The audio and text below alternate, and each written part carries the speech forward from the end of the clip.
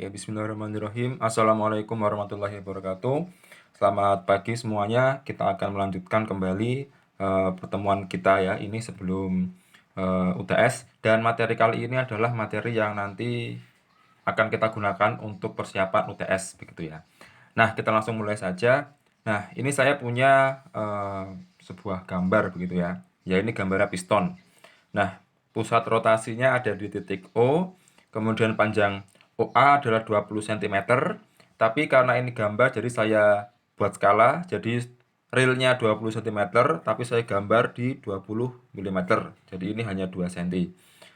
Ini juga sama, AB itu panjang realnya adalah 60 cm, tapi saya gambar cuma 60 mili ya, jadi biar bisa digambar, jadi ini cuma 6 cm. Nah, link OA ini dia bisa berputar ya, berotasi begitu ya. Nah, untuk persoalan kali ini dia berputar 10 radian per second clockwise atau searah jarum jam. Jadi dia berputar seperti ini.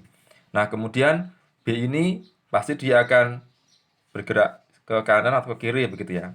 Nah, di sini pusat rotasi ya, O adalah pusat rotasi OA, AB, dan di sini ada C. C adalah apa? C adalah lantai diam. Bisa dikatakan lantai diam atau mungkin bidang diam. Intinya C itu adalah tempat yang diam begitu ya, tempat di mana B itu dia bergerak. Karena kalau tidak ada C, maka B tidak akan bisa bergerak lurus begitu ya. Oke.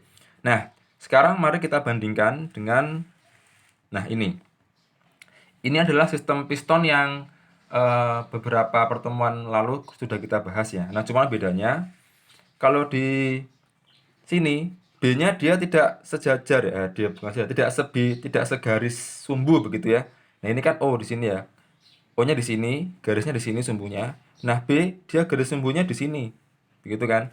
Nah, kalau ini B itu sama O atau sama pusat rotasi dia satu sumbu begitu.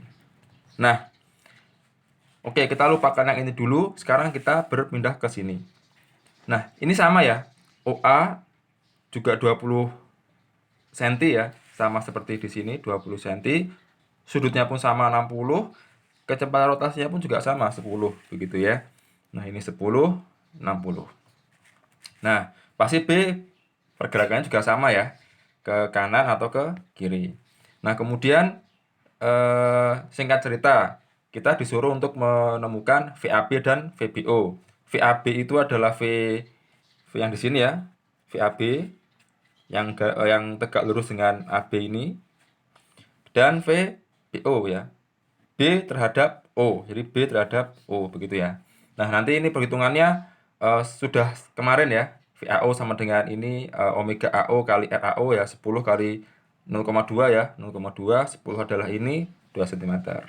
Nah, ini kemudian sudah ada jawaban garis poligon kecepatannya. Nah, cuman yang ingin saya jadi tekankan adalah setiap kali kita ingin menggambar poligon kecepatan, kita memerlukan titik pusat gitu ya. Ini kan sebelum saya gambar semua, itu kan berawal dari sebuah titik kecil gitu ya. Hanya O kan. Nah, kenapa kok di sini O? Karena titik pusatnya O begitu ya. Nah, tapi sebenarnya pemahamannya tidak hanya berhenti sampai situ saja. Karena apa? Titik awal kita memulai sebuah poligon kecepatan dan nanti percepatan ya setelah UTS itu adalah bahwa titik ini adalah titik di mana poin-poin tidak memiliki kecepatan atau dengan kata lain dia diam. Nah, kenapa di sini O? Karena memang dari O, A, dan B ini yang diam cuma apa? Cuma A ya? Cuma O ya? A kan pasti dia bergerak ya, karena dia berputar titik A. B juga dia bergerak ke kanan atau ke kiri, begitu ya.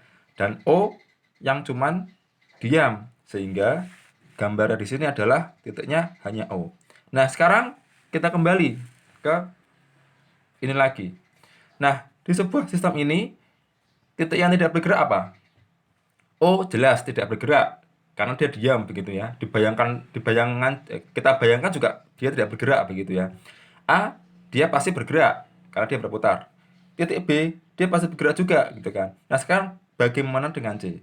C juga tidak bergerak. Nah, sehingga ketika kita akan memulai gambar poligon kecepatan seperti ini, maka di sini tidak hanya O, tapi ada O dan C gitu ya.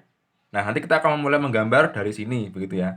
Kenapa O dan C? Karena ya memang di sini begitu ya. Hanya O dan C yang tidak memiliki kecepatan atau dengan kata lain diam. Kalau misalnya C ini punya kecepatan, berarti lantainya juga dia ikut bergerak begitu ya. Nah, ini nggak tahu kayak apa kalau misalnya lantai atau bidang diamnya bergerak gitu ya.